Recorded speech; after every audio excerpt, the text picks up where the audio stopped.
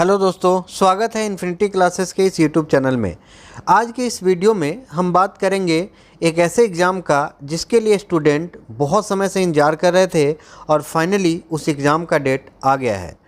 जैसा कि आपको पता होगा कि 15 दिसंबर से रेलवे के सीबीटी एग्ज़ाम शुरू हो रहे हैं। इस वीडियो में मुख्यतः हम इन 4 बिंदु पर बात करेंगे, जिसमें रेलवे द्वारा क्या न्यूज़ अपडेट किए गए हैं, एग्ज़ाम का पैटर्न क्या रहेगा, सिलेबस क्या होगा और प्रीवियस ईयर में जो एग्ज़ाम हुए हैं उसके टॉपिक वाइज एनालिसिस को भी देखेंगे। उम्मीद करता हूं कि यह वीडियो आपके एग्ज़ाम की तैयारी में मददगार साबित होगा। हाल ही में रेल मंत्री पीयूष गोयल जी द्वारा एक ट्वीट किया गया कि रेलवे के विभिन्न पदों के सभी 3 श्रेणियों के लिए भर्ती प्रक्रिया के आवेदन की जांच पूरी हो चुकी है और इन भर्ती परीक्षा का आयोजन 15 दिसंबर से शुरू होना है। दोस्तों, यहाँ 3 श्रेणी से मतलब है एनटीपीसी, ग्रुप डी और मिनिस्ट्रियल पद। जैसा कि आपको पता होगा, मार्च 2019 में एक नोटिफिकेशन आया था जिसमें इन 3 पदों के लिए करीब करीब 1,40,000 पद की नियुक्ति होनी थी और कुल 2,42,00,000 फॉर्म भरे गए थे। उसी एग्ज़ाम का जो ये डेट आया है यानी 15 दिसंबर से उसी एग्ज़ाम के सीबीटी एग्ज़ाम होने हैं। इन 3 श्रेणियों में से आज हम पहले श्रेणी यानी एनटीपीसी एग्ज़ाम की बात करेंगे और इसमें हम देखेंगे कि एग्ज़ाम का पैटर्न क्या होना है, सिलेबस क्या रहेंगे और साथ ही जो प्रीवियस ईयर में एनटीपीसी के एग्ज़ाम हुए थे यानी 2015 में उसके पेपर का एनालिसिस भी देखेंगे। पहले एग्ज़ाम पैटर्न की बात करें तो एग्ज़ाम पैटर्न में सबसे पहला स्टेज सीबीटी 1 है जिसे आप प्रीलिम्स बोलते हैं। उसके बाद फिर सीबीटी 2 आएगा जो मेंस लेवल का होगा। उसके बाद टाइपिंग टेस्ट, फिर डॉक्यूमेंट वेरिफिकेशन और मेडिकल एग्ज़ाम होगा और फाइनल सिलेक्शन होना है।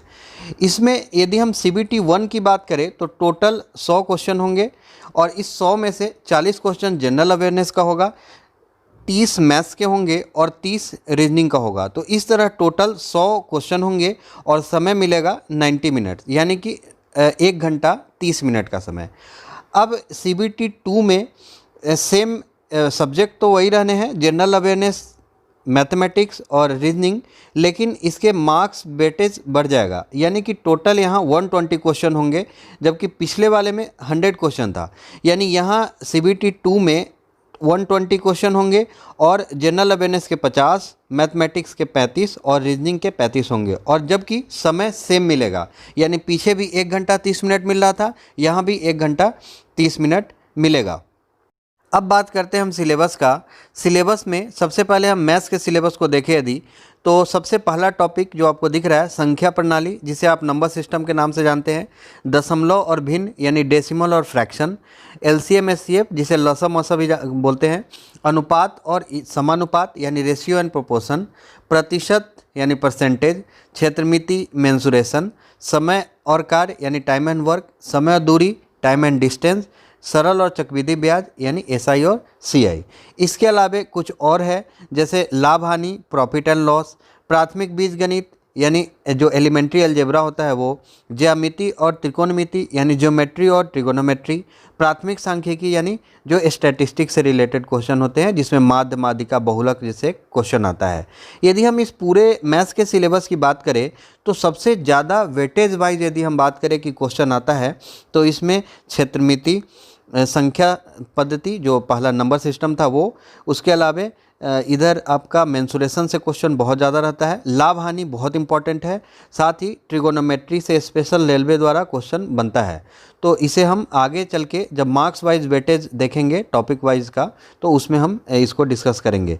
बाकी यदि हम रीजनिंग की बात करें तो रीजनिंग के सिलेबस में अनुरूपता है जिसे आप एनालॉगी बोलते हैं, संख्या एवं वर्णमाला श्रृंखला जो सीरीज से रिलेटेड क्वेश्चन होता है ये सबसे ज़्यादा इंपॉर्टेंट होता है। इससे 3 से 4 क्वेश्चन मिलेंगे ही। इसमें 2 टाइप के क्वेश्चन होते हैं, एक नंबर सीरीज और एक अल्फ़ाबेट सीरीज, तो ये दोनों एक साथ आपको पढ़ना है। कोडिंग, डिकोडिंग ये भी इंपॉर्टेंट है। गणितीय श्रृंखलाएँ, संक्रियाएँ यानी मैथमेटिकल ऑपरेशन, जैसे उसमें कुछ क्वेश्चन ऐसा होता है प्लस को माइनस, माइनस को इंटू, फिर इंटू को डिवाइड बोला जाए तो एक क्वेश्चन रहेगा, बोर्ड मास बेस होता है। समानताएं एवं अंतर यानी सिमिलरिटी बेस्ड क्वेश्चन होगा। संबंध, संबंध यानी रिलेशन, यहाँ पे ब्लड रिलेशन की बात की गई है और ब्लड रिलेशन से बहुत ज़्यादा क्वेश्चन बनता है, 3 से 4 क्वेश्चन हर एक बार के पेपर में आपको मिलेगा। तो ये संबंध यानी ब्लड रिलेशन से है। विश्लेषणात्मक मतलब जो डिस्क्रिप्शन बेस्ड क्वेश्चन होते हैं वो सब रहेंगे। इसके अलावा रीजनिंग में वेन डायग्राम बहुत ज़्यादा इंपॉर्टेंट है। पहेली पजल फॉर्म रहेगा, यानी एक पैराग्राफ दिया रहेगा और उसके बेस पे क्वेश्चन रहते हैं। डेटा पर्याप्तता यानी डेटा सफिशियंसी, कथन निष्कर्ष यानी स्टेटमेंट कंक्लूजन, कथन कार्रवाई, निर्णय लेना यानी डिसीजन मेकिंग, मानचित्र, इस टाइप से रिलेटेड रीजनिंग के कुछ क्वेश्चन होंगे। अब यदि हम इसमें इंपॉर्टेंट की बात करें तो वेन डायग्राम बहुत ज़्यादा इंपॉर्टेंट है। पहेली से क्वेश्चन हर एक साल रहा है। कथन निष्कर्ष और कार्रवाई से दो क्वेश्चन फिक्स है, आते ही आते हैं। और पीछे यदि हम देखें तो ब्लड रिलेशन बहुत ज़्यादा इंपॉर्टेंट होता है। साथ ही गणितीय संक्रिया से एक क्वेश्चन आते हैं। यहाँ पे आपको सीरीज से 3 से 4 क्वेश्चन आते हैं।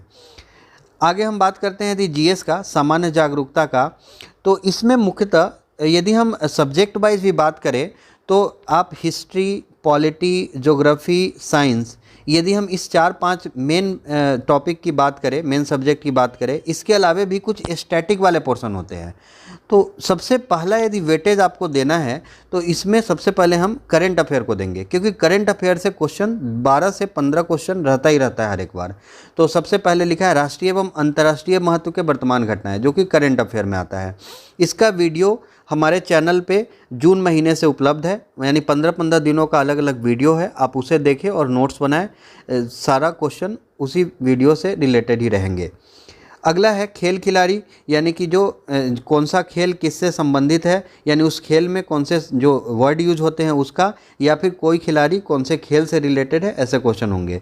कला एवं भारत की संस्कृति, ये आपका बहुत इंपॉर्टेंट है, यहाँ से बहुत सारे क्वेश्चन उठते हैं। भारतीय साहित्य, यानी जो साहित्यकार हैं, पुस्तक एवं उसके लेखक, इससे रिलेटेड जो ज़्यादा चर्चित रहा है उससे क्वेश्चन आते हैं। स्मारक एवं भारत के स्थान, ये भारत में उसका क्या स्थान है, इससे रिलेटेड। सामान्य विज्ञान अपने आप में एक बहुत इंपॉर्टेंट टॉपिक है, खासकर सामान्य विज्ञान में बायोलॉजी, फिर फिजिक्स, फिर केमिस्ट्री। यदि हम वेटेज वाइज बात करें, सबसे ज़्यादा बायोलॉजी से क्वेश्चन बनते हैं, फिर फिजिक्स से, फिर केमिस्ट्री से। तो इसको आपको ध्यान रखना है। ये आपका बोल रहा है 10th लेवल तक का होगा, CBSE लेवल का, ऐसा बोल रहा है। उसके अलावा यदि हम हिस्ट्री की बात करें, भारत का इतिहास एवं स्वतंत्रता संग्राम, जल्द ही हम इस स्वतंत्रता संग्राम वाले टॉपिक पे एक वीडियो लाएंगे, जिसमें पूरा मॉडर्न हिस्ट्री के जो भी टॉपिक है वो कवर करा जाएगा। उसके अलावा भारत एवं विश्व के भौतिक, ये भौतिक भूगोल से रिलेटेड है, तो भौतिक, सामाजिक और आर्थिक भूगोल, ये टोटल आपका भूगोल से रिलेटेड यानी ज्योग्राफी वाला पोर्शन है। भारतीय राजनीति और शासन संविधान, ये आपका पॉलिटी से रिलेटेड वाले जितने क्वेश्चन हैं वो रहेगा। हालांकि पॉलिटी से रिलेटेड बहुत आसान क्वेश्चन बनते हैं, यानी कि इसमें कौन किसकी नियुक्ति करता है, कौन कितने दिनों का किसी का कार्यकाल होता है, किससे शपथ लेता है, ये इस टाइप के रिलेटेड होते हैं। उसके अलावा आजकल कुछ अनुच्छेद से रिलेटेड भी क्वेश्चन होता है, जैसे राष्ट्रपति के अध्यादेश, ये कौन से अनुच्छेद में है, बजट, ये कौन से अनुच्छेद में है। तो इस टाइप से रिलेटेड क्वेश्चन भी आजकल ज़्यादा पूछ रहे हैं। सामान्य वैज्ञानिक और तकनीकी, यानी ये साइंस और टेक्नोलॉजी से रिलेटेड है। अंतरिक्ष एवं भारत के परमाणु कार्यक्रम, ये आपको परमाणु कार्यक्रम जो लेटेस्ट हुए हैं या जो उससे रिलेटेड टॉपिक है वो इसमें इस टॉपिक में आएंगे। जीएस में इन सभी टॉपिक के अलावा कंप्यूटर से भी क्वेश्चन रहते हैं। आप यदि पिछला एनटीपीसी एग्जाम की बात करें तो उसमें कंप्यूटर से रिलेटेड 3 से 4 क्वेश्चन थे, तो आपका कंप्यूटर का भी वेटेज है। साथ ही भारत में परिवहन प्रणाली यानी ट्रांसपोर्ट फैसिलिटी वाले से क्वेश्चन, जैसे एनएच से रिलेटेड क्वेश्चन बनेगा। कौन सा एनएच कितना छोटा है, लंबा है, या कौन किस शहर को जोड़ता है, इससे रिलेटेड क्वेश्चन होंगे। साथ ही यदि हम बात करें, जैसे कोई एयरपोर्ट बना है नया, तो उसका नामकरण, तो वो नामकरण से रिलेटेड क्वेश्चन भी करंट से जोड़कर पूछा जा सकता है। भारतीय अर्थव्यवस्था की बात करें इकोनॉमिक्स का, तो इकोनॉमिक्स में जो टर्म्स होते हैं वो सब ज़्यादा इम्पोर्टेंट है।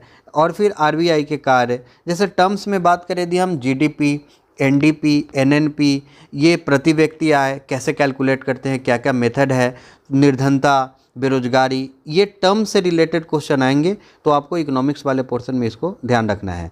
इसके अलावा भारत के प्रसिद्ध व्यक्ति, विश्व, ये आपका ओवरऑल करंट से रिलेटेड ज़्यादा हो जाता है, जिसमें आपका जो चर्चित व्यक्ति है या फिर कोई स्थान है या फिर कोई कार्यक्रम है उससे रिलेटेड, तो ये आपका इसमें कवर होगा। साथ ही लास्ट है महत्वपूर्ण सरकार के, भारत के सरकारी एवं सार्वजनिक क्षेत्र के संगठन। अब यहाँ संगठन से रिलेटेड है। अब जैसे कोई एक संगठन की बात करें आप, तो उसमें जैसे सीबीआई की बात करते हैं, तो सीबीआई के अभी प्रमुख कौन है, यानी ये लेटेस्ट करंट अफेयर से ही रिलेटेड है तो वैसे क्वेश्चन होंगे। उसके अलावा प्रमुख योजना, जो सरकार की प्रमुख योजना है, ये सब करंट अफेयर वाले ही टॉपिक में कवर होंगे। तो ये ओवरऑल यदि हम जीएस की बात करें, मेन सब्जेक्ट की बात करें, तो आपका हिस्ट्री, ज्योग्राफी, पॉलिटी, साइंस, ये ध्यान रखना है खासकर। और इसके अलावा करंट, यानी करंट अफेयर का एक अपना वेटेज है। इस करंट अफेयर में पहले बताया हूँ कि 12 से 15 क्वेश्चन आ रहे हैं, तो आपको करंट अफेयर को विशेष ध्यान रखना है। साथ ही हिस्ट्री में भी जो पोर्शन से ज़्यादा क्वेश्चन आते हैं, जैसे मॉडर्न वाले पार्ट से ज़्यादा क्वेश्चन आते हैं, तो आपको मॉडर्न वाले को तैयारी अच्छे से करना है। साइंस में खासकर बायोलॉजी को पहले प्रेफरेंस रखना है, फिजिक्स फिर केमिस्ट्री को। तो इस तरह हमने तीनों सब्जेक्ट यानी मैथ्स, रीजनिंग और जीएस के सभी सब्जेक्ट को का सिलेबस को देखें। यदि हम प्रीवियस ईयर एनटीपीसी पेपर की बात करें तो उसमें मैथ्स से रिलेटेड जो क्वेश्चन आए हैं, यानी 2015 के एनटीपीसी एग्ज़ाम का, इसका हमने वेटेज वाइज यहाँ पे एक लिस्ट रखा है, जिसमें सबसे पहले नंबर पे नंबर सिस्टम को रखा है, यानी संख्या पत्ती का। इसमें टोटल 4 क्वेश्चन आए थे। उसके अलावा रेशियो प्रोपोर्शन यानी अनुपात समानुपात से 3 क्वेश्चन, प्रॉफिट लॉस लाभ हानि से 3 क्वेश्चन, सिंप्लीफिकेशन सरलीकरण से 3 क्वेश्चन, डीआई डाटा इंटरप्रिटेशन से 3 क्वेश्चन। उसके अलावा एसआईसीआई से 2 क्वेश्चन, मेंसुरेशन से 2, ज्योमेट्री से 2, टाइम एंड वर्क से 2, टाइम एंड स्पीड से 2, एवरेज से 1। अब आप ऐसा नहीं है कि इसी वेटेज वाइज आपको तैयारी करना है, ये आपका एक ओवरऑल एनालिसिस था जिसमें मैथ्स के इस पोर्शन को ध्यान रखना ही रखना है, साथ ही आपको पूरे सिलेबस को कवर करना है। उसके बाद बात करते हैं यदि रीजनिंग का, तो रीजनिंग में सबसे ज़्यादा क्वेश्चन जो 4 क्वेश्चन आया था वो कोडिंग डिकोडिंग, ब्लड रिलेशन और मैथमेटिकल जो एक्सपेरिमेंट था, यानी जो मैथमेटिकल ऑपरेशन था उससे रिलेटेड था। इसमें आपका कोडिंग डिकोडिंग, ब्लड रिलेशन और ये तीनों का ज़्यादा वेटेज था। उसके अलावा एनालॉगी, जिसको आप अनुरूपता बोलते हैं, पजल यानी पहेली, सीलॉग से 3 क्वेश्चन, वेन डायग्राम से 2-3 क्वेश्चन, स्टेटमेंट एंड असेसमेंट, कथन निष्कर्ष, ये इससे रिलेटेड में 2-2 क्वेश्चन आए थे। और ऑड आउट जो 1 होता है उससे रिलेटेड 1 आया था। तो इस तरह हम यदि वेटेज वाइज देखें तो 4-4 क्वेश्चन शुरू के 3 टॉपिक से, उसके बाद 3-3 क्वेश्चन आया ये शुरू के, उसके बाद के 3 टॉपिक से, और बाकी 2-2 क्वेश्चन आए हैं।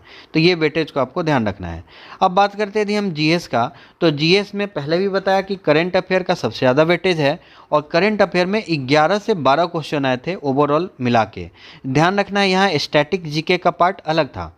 बायोलॉजी में 7 से 8 क्वेश्चन आए थे बायोलॉजी से, फिजिक्स से 4 क्वेश्चन, केमिस्ट्री से 2 क्वेश्चन, हिस्ट्री से 6 से 7 क्वेश्चन आया था, कंप्यूटर 4 से 5 क्वेश्चन, पॉलिटी से 2 क्वेश्चन, ज्योग्राफी से 1, और ये स्टैटिक जीके वाले पार्ट से 2 क्वेश्चन आया था। तो इस तरह हम ओवरऑल सभी सब्जेक्ट के अलग अलग जो प्रीवियस ईयर पेपर का एनालिसिस था उसको देखें, जिसमें कौन से टॉपिक से कितना क्वेश्चन आया, इसका एक एनालिसिस था। इस तरह हमने इस वीडियो में एनटीपीसी एग्ज़ाम के पैटर्न, सिलेबस और प्रीवियस ईयर एनालिसिस को देखें। आप तैयारी करने में कुछ बातों का विशेष ध्यान रखें, जैसे अभी आपके पास बहुत ज़्यादा समय नहीं है, 15 दिसंबर तक है, इसमें बहुत सारे सब्जेक्ट कवर करने हैं, तो आप सभी सब्जेक्ट को वेटेज वाइज हिसाब से विशेष ध्यान रखते हुए तैयारी शुरू करें।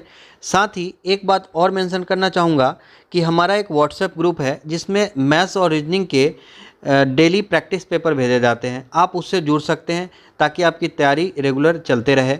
2 बातें हैं, एक कि यदि आप बेसिक आपका क्लियर नहीं है तो पहले आप बेसिक कॉन्सेप्ट क्लियर करें, साथ ही दूसरा यदि आपका बेसिक कॉन्सेप्ट क्लियर है तो आप टेस्ट सीरीज़ ज्वाइन करें, यानी कई तरह के टेस्ट देकर आप टाइम मैनेज करना सीखें, क्योंकि वहाँ पे आपको आता हुआ चीज़ भी समय कम होते रहने के कारण नहीं बन पाता है।